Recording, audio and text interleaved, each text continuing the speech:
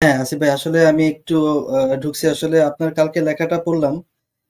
সাফিয়ার না বলা কথা, মানে এটা পড়ে আসলে এতই হৃদয় বিদারক ভাই, আসলে আমি মানে মেন্টালি স্টেবিলিটি থাকাটাও অনেক কষ্ট যে এরকম ঘটনা আসলে আমরা তো অনেক মোহাম্মদের অনেক না বলা, অনেক বর্বরতা, অনেক ইতিহাস, অনেক কিছু পড়ছি। বাট এখানে ২ টা গল্পে আসলে আমি আটকায় গেছি। আমি আসিফ ভাই আপনার যে কি বলে ধন্যবাদ দিব, এগুলো তো আমরা জানি যে সাফিয়ার সাথে কি, কি ঘটনা ঘটছে। বাট একটু ডেপথে আপনি গিয়ে রিসার্চ করে যেই ঘটনাগুলো নিয়ে আসছেন, এর মাঝখানে ২ টা ঘটনা আসলে আমি একটু শেয়ার করার জন্য ঢুকছি। আমি যদি একটু স্ক্রিনটা শেয়ার দেই ভাইয়া। আ হ্যাঁ, বলেন। যে বনু কুরাইজার যে আ একটা কাপল যেখানে আ মারা গেল এবং সে নিজেই মৃত্যুটাকে বেছে নিল। এটা নিয়ে আমি লাইভে দেখাইতেছিলাম আসিফ ভাই। তো এটাতে গিয়ে আমি মানে লিটারালি স্টাক, মানে যে স্টান্ড হয়ে গেছি। কিভাবে কত গল্প, কত না বলা কথা। এখানে একটা মেয়ে তার স্বামীকে হত্যা করে ফেলবে এবং সে নিজে বলতেছে যে, "আমি দাসী হওয়ার চাইতে আমি মরে যাওয়াই ভালো।" মৃত্যুটাকে বেছে হ্যাঁ, নিল। ওই স্বামীটা এই যে স্বামীটা এসে বলতেছিল যে, "তুমি তো দাসী হওয়ার থেকে তাইলে তোমার মেরেই ফেলি।" মানে এই গল্পগুলা যখন আমিও পড়ছি তখন আমি আসলে মানে এত খারাপ লাগছে। মানে এটা চিন্তা আমি নিজের দিকে নিজের কথা চিন্তা করছি যে আমার বাসার চারপাশে আপনি শত্রু আসিফ ভাই বাহিনী। আপনি কি যখন এগুলো পড়ছেন, আপনি আসিফ ভাই যখন এগুলো পড়ছেন, মানে যখন আপনার ভিতরে মানে মানে কি মাথায় কি ছিল? মানে কিভাবে এগুলা পইড়া মানুষ ঠিক থাকতে পারে? মানে হ্যাঁ, এগুলা পুরা মান ঠিক থাকে। এগুলো আসলেই মানে সিনেমায় যেরকম আমরা দেখি যে কিরকমের বর্বরতা, অনেক সিনেমা আছে যেগুলাতে একদম বর্বরতা দেখায়। আমি একটা সাউথ কোরিয়ান সিনেমা দেখছিলাম। ওইটার ভিতরে মানুষ মাইরা খায়া ফেলে, হ্যাঁ? আমি দেইখা মানে মানে ২ দিন আমি খাওয়া-দাওয়াই করতে পারিনি, হ্যাঁ? ২ দিন খাওয়া-দাওয়া করতেই আমার সমস্যা হইছে। এবং এই মানে মজার ব্যাপার হচ্ছে কোরআন হাদিস পড়লেও না মাঝে, মাঝে আমার এরকম হয়। এই যে সিরাতে যে এই বর্ণনাগুলা আছে, হাদিসের ভিতরে যে এই বর্ণনাগুলা আছে, এই বর্ণনাটা পইড়া না আমি ২ দিন তব্দা খাইছিলাম যে, "এ কি রে ভাই? এইভাবে কিভাবে সম্ভব?" মানে একটা আ আমি নিজের কথা ভাবছি যে আমার বাসার চারপাশে শত্রু বাহিনী আইসা মানে জড়ো হয়ে আছে, ভিতরে ঢুইকা পড়বে। আমি আমার বউরে বলতেছি যে, "ওরা যদি ঢুইকা পড়ে তাইলে তো তোমারে গনিমতের মাল হিসেবে মানে রেপ করবে। তাইলে আসো তোমারে আমি মেরে ফেলি।" আম কারণ বাইরে আমি দরজা তো একদিন ওরা ভেঙেই ফেলবে। দরজা তো আমি সারা জীবন আটকায় রাখতে পারব না। একদিন তো ওরা ঢুকা পড়বেই। আসো আমি তোমার মেরে ফেলি তার থেকে। মানে এই জিনিসগুলার বর্ণনাতীত, এগুলা হচ্ছে বর্ণনাতীত একদম ভয়াবহতা। এগুলার বর্ণনা করার মতো না। আমার মানে লাগে। হ্যাঁ, আপনি বলেন। আপনি পরে যেটা বুঝছেন আপনি বলেন। হ্যাঁ, আসিফ ভাই এই যে এইখানে আমি যদি গল্পটা একটুখানি বলি, এখানে জানি না আমাদের দর্শকরা এই ঘটনাটা পড়ছে কিনা। প্লিজ আপনি একটু পড়ে দেখবেন। যারা মুমিনরা আছে তারাও একটু পড়ে একটুখানি চিন্তা করবেন। আমরা তো আসলে মুভি সিনেমাতে দেখি এরকম যে হাসব্যান্ড যখন ওয়াইফকে যখন ধর্ষণ হয় তখন সে আ মানে কান্না করে এবং সে দেখা গেছে অনেক সময় নিজে আত্মহত্যা করে ফেলে যে আমি এটা মেনে নিতে পারলাম না। মানে এটা বুঝায় যে তাদের ভিতরে যে ভালোবাসা, বন্ধন, ইমোশন কত কিছু ছিল। যেমন ধরি যে এই কাপলটা তারা হয়তোবা খুব রিসেন্টলি হয়তোবা বিয়ে করছে। বয়সও হয়তোবা কম হইতে পারে। এত ভালোবাসা ছিল। আমি একটু পড়েই শুনাই, যারা আমাদের লিসেনার বা অডিয়েন্স যারা আছে তারা একটু ভাববেন দয়া করে। সেদিন নবী বনু কুরাইজা রমণীদের মধ্যে হত্যা করা হয়েছিল কেবল বানানা নাম্নী এক রমণীকে। সে ছিল বনু নাজিরের সম্প্রদায়ের মেয়ে। কিন্তু তার বিয়ে হয়েছিল বনু কুরাইজার এক যুবকের সাথে। তাদের সম্প্রদায় প্রণয় ছিল অত্যন্ত গভীর। এই যে আমি যেটা মাত্র বললাম, তাদের দাম্পত্য প্রণয় ছিল অত্যন্ত গভীর। তখন অবরোধের শেষ পর্যায়ে তখন সকলেই বুঝলো এবার আর তাদের নিস্তার নেই। বানানা তার স্বামীকে বলল, "তোমাকে তো এবার আমার কাছে পৃথক করে ফেলা হবে।" মানে সে তার ভিতরে এই ভয়টা ঢুকে গেছে যে মারাই তো যাবো, এখন আলাদা হয়ে যাব। তাই যদি হয় তবে আমার তো আর বেঁচে থেকে কাজ কি? আমি আর বেঁচে থেকে কি করব? যুবক বলল, "মোহাম্মদ জহির তোমাকে হত্যা করবে না, করবে চিরদাসী।" কারণ মোহাম্মদ তো যুদ্ধ করে হত্যা করার ফলে নারীদেরকে মাল হিসেবে ট্রিট করতো এবং তাদেরকে ভাগ-বাটোয়ারা করতো। কারণ মেরে ফেললো তাদের সাহাবীরা যুদ্ধ কেন করবে? যেহেতু নারী পাওয়া যায় সেই লোভেই যুদ্ধ করবে। এজন্য মোহাম্মদ তাদেরকে হত্যা করতো না, তাদেরকে মাল হিসেবে ভাগ করতো। এটা সেই স্বামী সেটা জানতো, যেহেতু আমার স্ত্রীকে মারবে না। আচ্ছা, করবে চিরদাসী। কারণ তার ধর্মে নারী হত্যার বিধান নেই। কিন্তু তুমি কারো দাসী হয়ে থাকবে সেটা আমি কল্পনাও আমার জন্য অসহনীয়। এই যে এই কথা লাইনটার ভিতরে একটা মানুষের কত ভালোবাসা, কত মানে ইমোশন লুকায় আছে যে আমার জন্য এটা নেওয়াটা কষ্টকর। তার চেয়ে তুমি এক কাজ করো, ওই আটা পেশার যাতার চাকতিটি এখান থেকে নিচে করে দাও, যদি ওই চাকতির আঘাতে কোনো মুসলমান সৈনিক নিহত হয় তবে সে অপরাধে তোমাকে মৃত্যুদণ্ড দেওয়া হবে। বানানা তার স্বামীর কথা মতো যাতার চাকতিটি দুর্গের একটি ফোকর দিয়ে নিচ গড়িয়ে দিল। বাইরে তখন মধ্যাহ্নের প্রখর উত্তাপ। আচ্ছা, এর মাঝখানে সেই ইয়াটা একজন সাহাবী শহীদ হলো।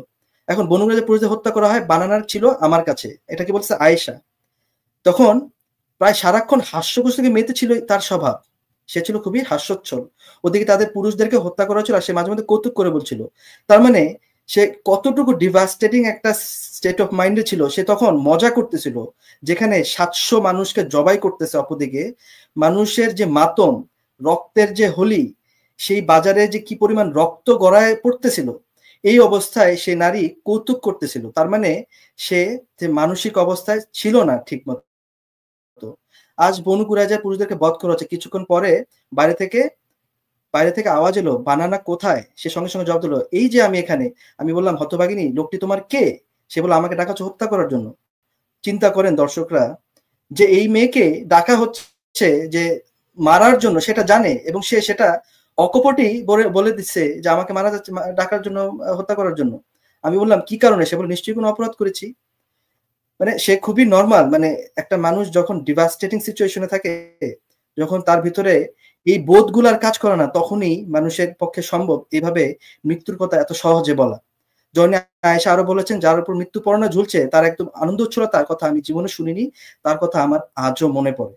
এই কথাগুলো কি একবার মানে মুমিনটাকে চিন্তা করে দেখে এটাকে কিভাবে জাস্টিফাই করা যায়?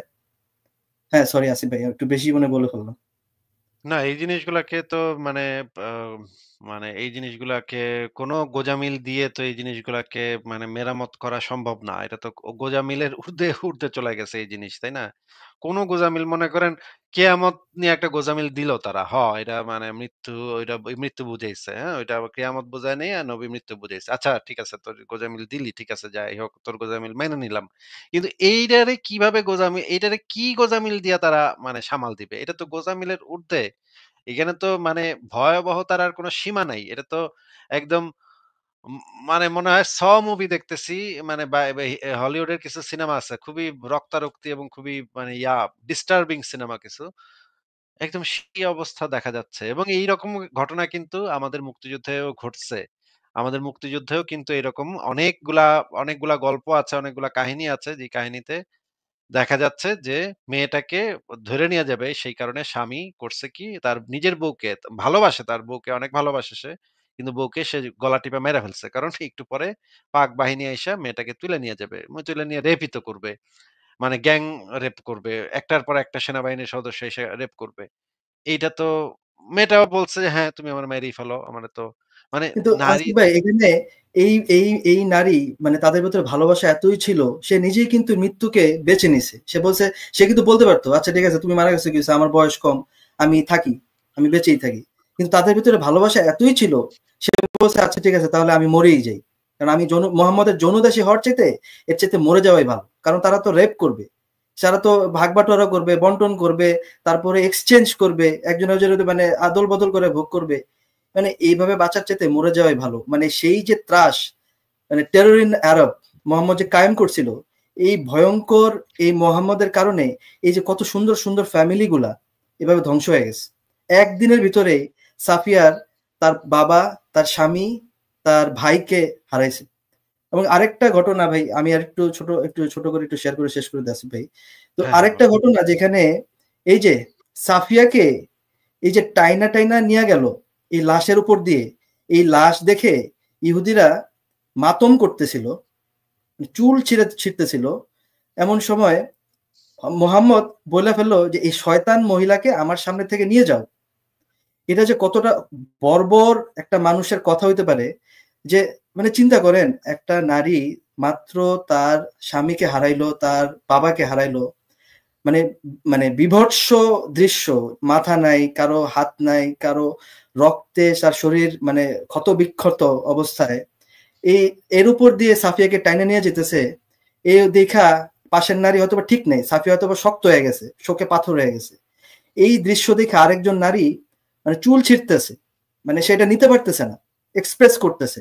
মোহাম্মদ এসে বলতেছে এই শয়তান মহিলাকে আমার সামনে থেকে নিয়ে যাও। কতটা বর্বর! This sums up the whole story.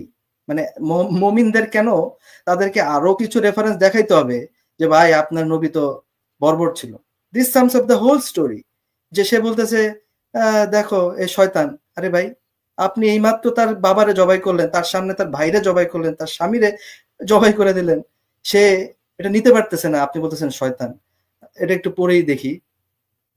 আল কামুস দুর্গের পতন ঘটলে এবং গোটা খাইবারের ইসলামের পতাকা উড্ডীন হলে হযরত বিলাল রাদিয়াল্লাহু আনহু, সাফিয়া রাদিয়াল্লাহু আনহু তার চাচাতো বোনদের সঙ্গে করে রাসূল সাল্লাল্লাহু আলাইহি ওয়াসাল্লাম নিকট যেতে থাকেন। ইহুদীদের লাশের পাশ দিয়ে তারা চলছিলেন।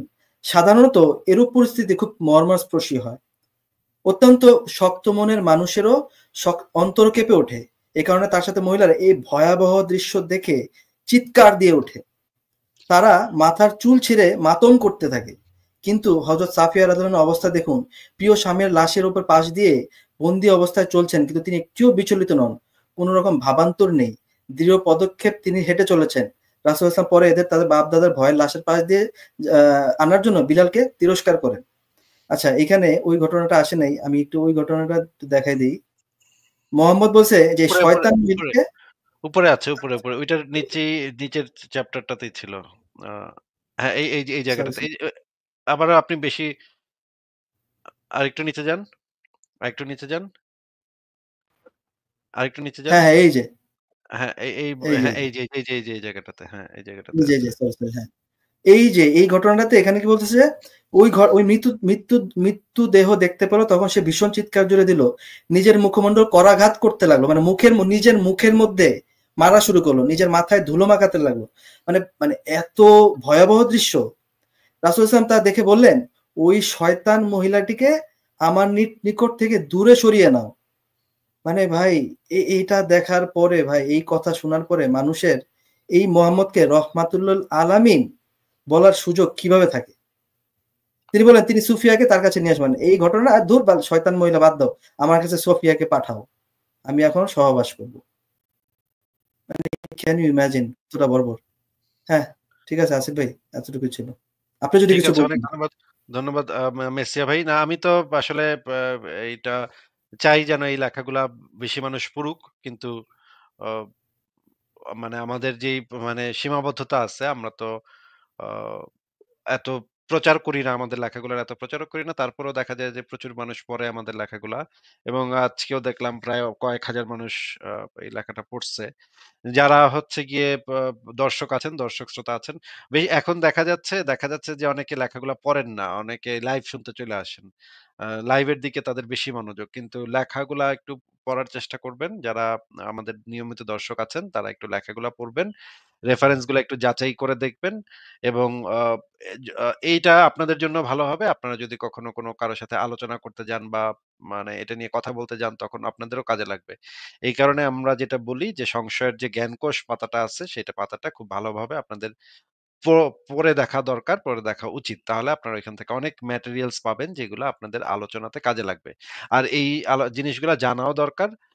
কারণ সত্য তো আমাদের মানে জানতে হবে এবং যুক্তি দিয়ে বিচার বিবেচনা করতে হবে।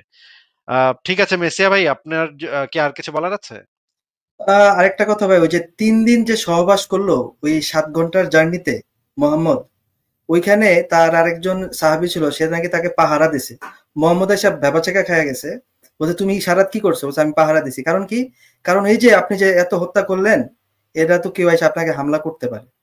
মানে না, না, কেউ না। সাফিয়া, ঘরের ভিতরে সাফিয়াই মোহাম্মদরে মেরে দিতে পারে। এই ভয়ে সে হ্যাঁ। গেটের সামনে বসেছিল।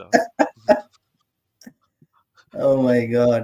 ৩ দিন মানে এরকম একজন নারী, ১৬ বছরের নারী, আর মোহাম্মদ হলো ৫৭ বছরের বুইড়া। ওই মেয়ের কোনো মানে মানসিক অবস্থাটা চিন্তা করেন। এই অবস্থায় তার সাথে ৩ দিন সহবাস। এটা তো ভাই ধর্ষণ ছাড়া আর কোনো কিছু না। অবশ্যই।